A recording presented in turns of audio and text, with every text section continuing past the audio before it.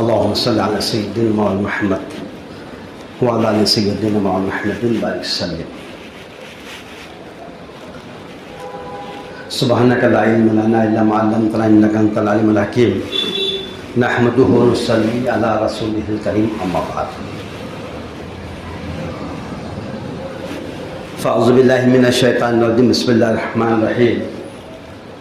ومن أحسن قولا ممن دعا إلى الله وعمل صالحا وقال إنني من المسلمين. صدق اللہ العظیم. محترم بزرگوں اور دوستوں، اللہ رب العزت نے قرآن کریم میں سب سے پہلی آیت بیان فرمائی، اقرأ باسم ربک الذی خلق، پڑھ اپنے رب کے نام سے جس نے تجھے پیدا کیا. اس کے بعد قرآن کریم کی وحی کا سلسلہ شروع ہوا اور پھر آخر میں الیوم اکملت لکم دینکم پہ مکمل ہو چکا. جتنے آسمانی صحیفے تھے، کتابیں تھے، جتنے احکام تھے، وہ سب کے سب توریت میں آ گئے، زبور میں آ گئے، انجیل میں آ گئے اور آخر میں قرآن کریم کے اندر لا کے اس کو جمع کر دیا اور سب کے لیے اس دین کو پسند کر لیا. قرآن کریم جو ہے وہ علوم کا سمندر ہے. اپنی مسائل کا علم ان سے لے، اپنی جائز ضرورتوں کا علم ہم قرآن سے سیکھیں. زندگی کس طرح گزارتے ہیں، کیسے گزارنا چاہیے، کن شعبوں میں جو ہم کام کرتے ہیں ان شعبوں کا حکم کیا ہے. اگر میں تاجر ہوں، تجارت کر رہا ہوں، تو تجارت کے احکامات کیا ہے وہ قرآن کریم سے ہم کو جاننا پڑے گا. نبی اکرم صلی اللہ علیہ وسلم کی احادیث سے معلوم کرنا پڑے گا کہ یہ تجارت کا حکم، اللہ کا حکم یہ ہے تو میرے نبی نے اس کو کیسا کیا. اگر ہم اس کے علاوہ اور بھی کوئی تجارت کے علاوہ ہم کام کرتے ہیں، تجارت کرتے ہیں، ملازمت کرتے ہیں، کھیتی باڑی کرتے ہیں، وقت کے اگر ہم بادشاہ ہے، سلطنت حکومت کے مالک ہے تو کس طریقے سے کی جاتی ہے وہ قرآن کریم میں ہم سب جو تو اس سے معلوم کر سکتے ہیں. اس کا علم اللہ نے ساری سب کو تقسیم کر دیا کہ قرآن کیا چیز ہے اور اس کو آسان کر دیا. تو قرآن کے جاننے والوں نے قرآن سے علم سیکھا اور اللہ نے ان کو ایک مرتبہ دیا، اونچے مرتبے پہ پہنچا دیا. جب قرآن کو سینے سے لگایا، اللہ کے نبی صلی اللہ علیہ وسلم کی اسوہ حسنہ زندگی کو اپنے گلے سے لگایا، اپنی زندگی کا حصہ بنایا، اللہ نے پھر وہ مرتبہ و مقام دیا ہے کہ ان کے مقام تک کوئی نہیں پہنچ سکتا. ایسے ہی ایک اللہ والے ہیں حضرت بایزید بستامی رحمۃ اللہ علیہ، بہت بڑے اللہ والے ہیں. جنید بغدادی رحمۃ اللہ علیہ فرماتے ہیں کہ بایزید بستامی رحمۃ اللہ علیہ کو اللہ نے بہت اونچا مقام دیا ہے، تمام اولیاءوں میں بڑا مقام اونچا دیا ہے. یہ فرماتے ہیں کہ ایک رات کو میں سو رہا تھا تو القاء رحمانی ہوا، اللہ کی طرف سے القاء ہوا، دل میں یہ بات آئی تو القاء رحمانی یہ ہوا کہ اے بایزید اٹھو، سمعان کے گرجا گھر میں جاؤ، پادری کی شکل بنا کر جانا. جیسے یہود نصارہ ان کے جو تو پادری لوگ ہوتے ہیں ان کے مذہبی رہنما ہوتے ہیں، ایسے یہود اور جو تو پادری کی شکل بنا کر جانا، تم پر کوئی گناہ نہیں.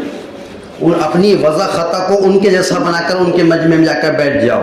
یہ القاء رحمانی ہوا. فوراً نیند میں سے اٹھے، لا حول ولا قوت الا باللہ پڑھے. یہ کیا بات ہے، مجھے کون جو تو مجھے بہکا رہا ہے، کون مجھے گمراہ کرنا چاہ رہا ہے. اس کے بعد پھر ذکر کر کے سو گئے. پھر خواب میں دیکھ رہے کہ القاء رحمانی ہوا، اے بایزید اٹھو، سمعان کے گرجا گھر میں جاؤ، پادری کی شکل بنا کر جانا، تم پہ کوئی گناہ نہیں. پھر وہ اسی خیال آیا کہ شاید کوئی شیطان تو مجھے نہیں بہکا رہا کہ میری وضع خطا بدل رہا ہے. تیسری مرتبہ پھر یہ بات دل میں آئی کہ اے بایزید اٹھو، تمہارا مقام ہمارے پاس میں ابرار کی فہرستوں میں لکھا ہوا ہے، تم ہمارے نزدیک بہت اونچا مقام رکھتے ہو، تم پر کوئی گناہ نہیں، جاؤ پادری کی شکل بنا کر جاؤ اور ان کے جو تو سمعان کے گرجا گھر میں جاؤ. چنانچہ اٹھے، فوراً جو تو وضو کیا اور جا کے سب سے پہلے جو تو سمعان کے گرجا گھر میں جا کر بیٹھے. وہاں پر جو ہے تو بہت سارے جو تو یہود اور نصارہ جو ان کے جو ماننے والے تھے ان کا بہت بڑا ایک مجمع لگا ہوا تھا، بہت سارے لوگ اس میں بیٹھے تھے، قسیین تھے اس کے اندر، بڑے بڑے جو تو ان کے عالم دین جو ہوتے ہیں وہ سب وہاں پر بیٹھے ہیں، اور ایک بہت بڑے ان کے پادری کا وہ انتظار کر رہے تھے کہ وہ ہمارا پیشوا ہے، وہ ہمارا مذہب کی رہنما ہے، وہ آئیں گا تو کچھ ہم کو اپنی باتوں سے اپنے بیان سے ہمارے ایمان کو تازہ کرے گا۔ اس وجہ سے بہت سارا مجمع ان کی انتظار میں بے چین ہو کے بیٹھا تھا، بہت دیر تک مجمع بیٹھا رہا، اور پھر ایک وہ پادری اس مجمع میں آ کے داخل ہوا، کرسی پہ بیٹھا، اور بیٹھنے کے بعد اب جب وہ کچھ کہنا چاہ رہا تھا تو وہ بہت دیر تک کچھ کہہ نہ سکا، تو وہ سارے لوگ سکتے میں پڑ گئے کہ آخر کیا بات ہے، ہم آپ سے سننا چاہتے ہیں، ہم آپ کا انتظار کر رہے ہیں، ہم آپ سے جو تو مستفید ہونا چاہتے ہیں، ہم آپ کی باتیں سننے کے لیے، آج کیا بات ہے کہ آپ کچھ کہہ نہیں پا رہے۔ تو فوراً کہنے سے جو تو پادری کہنے لگا کہ ایسا لگتا ہے میرے زبان کے اوپر کفر لگ چکا ہے، میں کچھ کہنا چاہتا ہوں، آپ سے خطاب کرنا چاہتا ہوں، لیکن میری زبان پر کفر لگ چکا ہے، اور وہ جو تو کچھ زبان پہ آ نہیں رہا ہے، تو پوچھے کیا بات ہے؟ تو اس پادری نے کیا کہا، کہنے لگا ایسا لگتا ہے تم میں کوئی نہ کوئی رجل محمدی آ کر بیٹھا ہے۔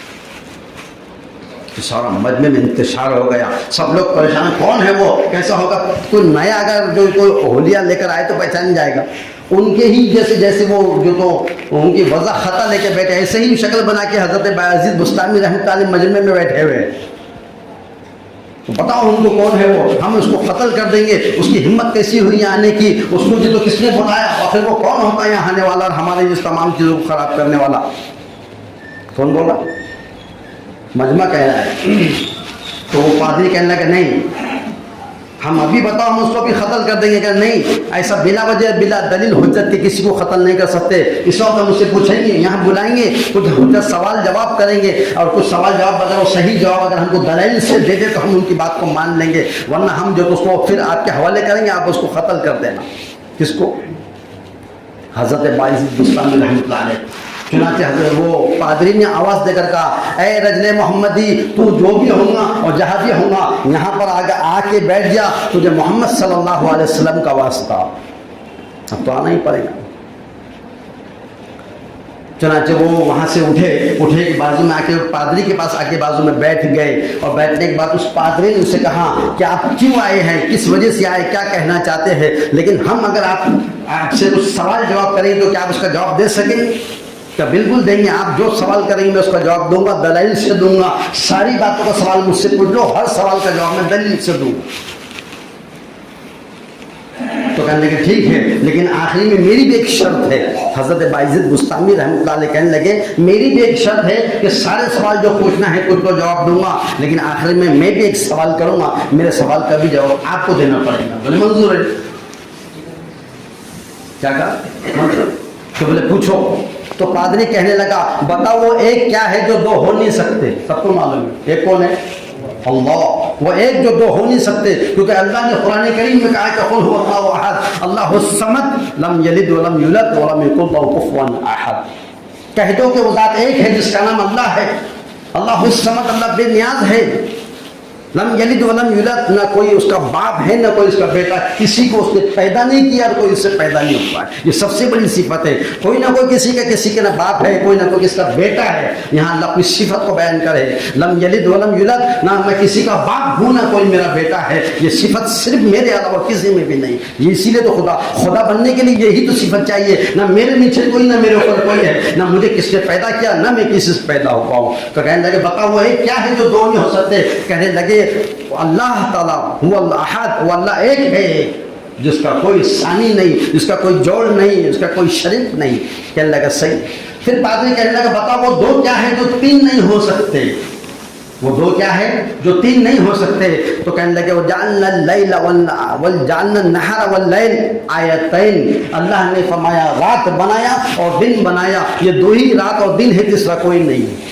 ایک تو رات آتی ہے تو دن جاتا ہے، دن گیا تو رات آتی ہے، دو ہی، وجعلنا اللیل والنہار آیتین، ہم نے رات اور دن بنایا، دو ہی ہے، تیسری کوئی چیز نہیں ہے۔ کہنے لگے صحیح ہے۔ تو کہنے لگے پھر وہ تین کیا ہے جو چار نہیں ہو سکتے؟ کیا سوال کیا؟ وہ تین کیا ہے جو چار نہیں ہو سکتے؟ تو کہنے لگے وہ تین، اللہ رب العزت سب سے پہلے قلم بنایا، कलम बनाया, अल्लाह का अर्श बनाया, और अल्लाह के अर्श के बाद अल्लाह ने कुर्सी बनाया। सबसे पहले मखलूक की कायनात की तख्लीक में ज़मीन, आसमान और चांद और सूरज, सितारे और सैयारे और दरिया समंदर की सारी तख्लीक से पहले अल्लाह ने कलम को बनाया, और कलम से कहा लिख। तो कलम कहने लगी अल्लाह मैं क्या लिखूँ? का वो सब कुछ लिख दो जो आज के बाद से होने वाला है। चुनांचे उस कलम ने लिखना शुरू कर दिया, और लिखी लिखी लिखी, और उसके बाद लिखने के बाद उसको महफूज करके लौहे महफूज में उठा के रख दिया। तो एक कलम से तो ये लिखा गया है कि हज़रत आदम अलैहिस्सलाम से लेके तो सारे इंसानों की सारी तकदीर है वो सब कुछ लिख दिया गया है। एक कलम से फिर ये लिखा गया है इसके अंदर कि इंसान के को क्या रोजी मिलेगी, कहाँ मिलेगी, वो क्या खाएंगा, वो क्या पिएगा, वो कहाँ मरेगा, कहाँ जाएगा, ये सब के सब उसकी पैदाइश से मौत तक उसको लिख दिया गया है। और फिर कलम से तीसरी चीज़ जो लिखी गई है कि फरमाया वो ये लिखा गया है इसके अंदर कि वो इंसान जब अपने सने बलूग में पहुँच जाता है तो सने बलूग में पहुँचने के बाद जहाँ से उसके नाम अमल शुरू होते हैं वहाँ से उसके नाम अमल को लिखना शुरू करते हैं किरामीन और कातिबीन का, वो सब के सब लिखना जो तो लिखने का शुरू करते। एक कलम से ये लिखा गया है। तो कलम सबसे कहा गया कलम का, लेकिन कलम, अर्श, कुर्सी, ये तीन चीजें पहले बनी। फिर कहने लगे बताओ वो चार क्या है जो पांच नहीं हो सकते? वो चार क्या है जो पांच नहीं हो सकते? तो क्या हजरत बुस्तामी रहमतुल्लाह अलैह कहने लगे वो आसमानी चार किताबें, तौरेत, ज़बूर, इंजील और कुरान पाक, आसमानी चार किताबें हैं जो चार ही पांच नहीं हो सकती है, और उन चारों किताबों पर आपका मेरा ईमान है, अल्हम्दुलिल्लाह, इस पे ईमान है हमारा। ये आसमानी किताबें हैं, ये मुकम्मल शरीयत आई हुई है, और ये सब की सब जितनी तौरेत और ज़बूर और इंजील है, इसके बाद जब कुरान करीम की आयत इक़रा बिस्मि रब्बिकल लज़ी खलक़ आई है, उसके आने के बाद सारी की सारी किताबें और जितनी शरीयतें थी और जो आसमानी अहकामात थे वो सब कुछ इसमें जम हो गए, और फिर कुरान पाक ला के रख दिया गया है। और यही दीन को अल्लाह ने जो तो पसंद कर लिया, क़यामत तक आने वाले इंसानों के लिए इसी को पसंद कर दिया। तो कहने लगे वो चार क्या है? तो कहने लगे वो तौरेत, ज़बूर, इंजील और कुरान पाक, ये चार किताबें आसमानी है जो पांच नहीं हो सकती। तो बोले फिर वो पांच क्या है जो छह नहीं हो सकते?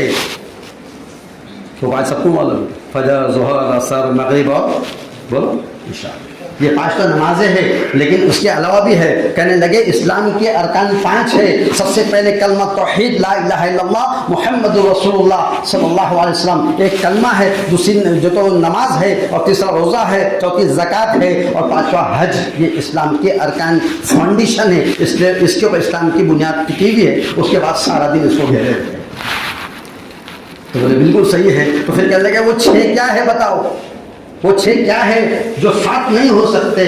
तो फिर फरमाया हज़रत बाज़ बुस्तामी रहमतुल्लाह अलैह कहने लगे वो छः, वो सिर्फ छः है जो सात नहीं हो सकते। अल्लाह ने कायनात को 6 दिन में बनाया। अल्लाह चाहते तो फिर इन्नमा अम्रुहु इज़ा अरादा शैअन अन यक़ूला लहू कुन फयकुन, जब वो किसी चीज़ का इरादा करता है उससे कहते हो और वो हो जाती है। लेकिन इसके बावजूद भी अल्लाह की एक मंशा के तहत, अल्लाह की हिकमत के तहत अल्लाह ने फिर ये कायनात को 6 दिन में बनाया। पहले फिर जो तो ज़मीन बिछाई गई, फिर आसमान बिछाया, और फिर समंदर, और फिर पहाड़, और फिर जो उसके बाद बर्फ़, और ये सारी कायनात को जब मुकम्मल कायनात जिसमें हम रह रहे हैं, ये कायनात को मुकम्मल अल्लाह ने कितने दिन में बनाया?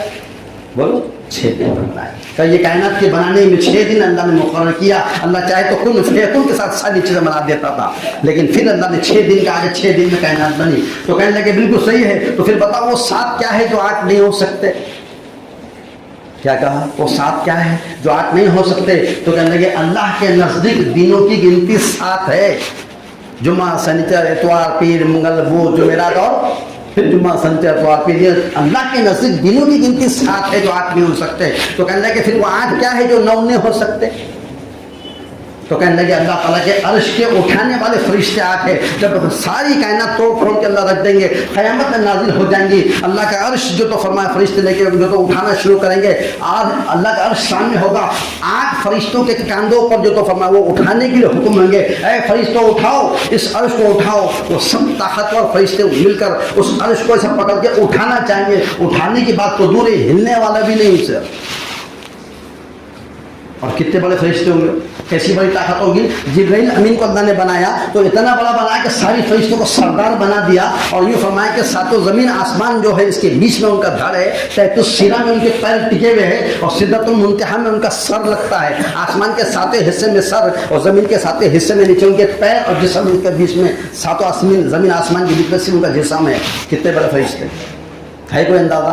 वो जब 100 पर है, उनके 2 पर खोलते तो पूरी दुनिया छुप जाती है, पूरी दुनिया ढक जाती है। अभी 98 पर खोलने को जगह नहीं है उनको, कहाँ खोलेंगे? تو وہ فرشتہ جبرائیل امین جو فرشتے جو فرشتے 8 فرشتے ہیں جو اللہ کے عرش کو اٹھانے کے لیے کھڑے ہوئے ہیں، تو اتنا بڑا فرشتہ ہے کہ جبرائیل امین اتنی بڑی حیت کے مالک ہے، زمین آسمان کے اندر ان کے پورا جسم چھپا ہوا ہے، ڈھکا ہوا ہے، تو وہ فرشتہ اس 8 فرشتوں میں سے ایک فرشتے کے کان میں سے ادھر جائے گا، یہ کان میں سے نکل کے چلے بھی جائے گا، تو ان کو وہ فرشتے کو یہ نہیں معلوم پڑے گا میرے کان میں سے کون گیا۔ کتنے فرشتے ہو؟ 8۔ اللہ نے 8 فرشتے بنائے، ایسے 8 فرشتے طاقت اور فرشتے ہیں، اللہ کے عرش کو اٹھانا چاہیں گے، وہ اٹھانے چاہیں گے تو وہ اٹھ نہیں سکیں گا، ہلیں گا بھی نہیں ہے، کہنے لگے اللہ یہ اتنی ہماری طاقت آپ نے ہمیں دی ہے، لیکن اللہ ہماری طاقت کے باہر عرش آپ کا ہلتا تک نہیں ہے، ہم کیسے اٹھائے جبکہ طاقتوں کے مالک۔ تو اللہ تعالیٰ کہیں گے کہو ولا حول ولا قوت الا باللہ العلی العظیم، اس طاقت سے بڑی طاقت کوئی نہیں ہے۔ جب وہ ولا حول ولا قوت الا باللہ العلی العظیم پڑھیں گے، اس کے بعد جب اٹھائیں گے تو وہ 8 فرشتے جب اللہ کا عرش اٹھیں گا، اس کے اوپر کرسی ہوگی اور کرسی پر اللہ تعالیٰ جلوہ افروز ہوں گے، وہ 8 فرشتے جو اللہ نے بنائے وہ 8 ہوں گے، 9 نہیں ہوں گے۔ تو پھر کہا کہ پھر بتاؤ وہ 9 کیا ہے جو 10 نہیں ہو سکتے، وہ 9 کیا ہے جو 10 نہیں ہو سکتے؟ تو کہنے لگے حضرت بھائی عزیز بستامی رحمۃ اللہ علیہ کہنے لگے کہ فرمایا بنی اسرائیل کے اندر 9 آدمی ایسے تھے جو بستی میں فساد مچاتے تھے، پوری بستی میں بستی کے اندر جھگڑا کرتے تھے، اس سے جھگڑا اس سے جھگڑا، ساری بستی کے اندر فساد مچانا کام تھا۔